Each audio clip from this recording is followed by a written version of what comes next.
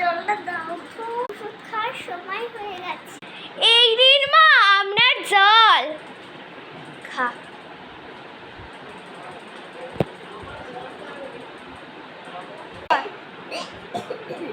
বৌমা, এই কেমন কেমন লাগছে গলাটা?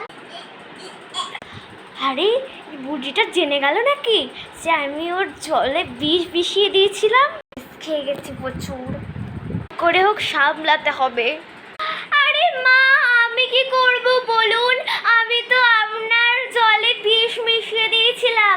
আপনি বললেন না যে জল খাবো, ওই জন্যই ভাবলাম জলে এটা বিষটা দিলে বেশি টেস্টি হবে জলটা, ওই জন্যই তো আমি আপনার জলে বিষ মিশিয়ে দিয়েছি। হাই কপাল।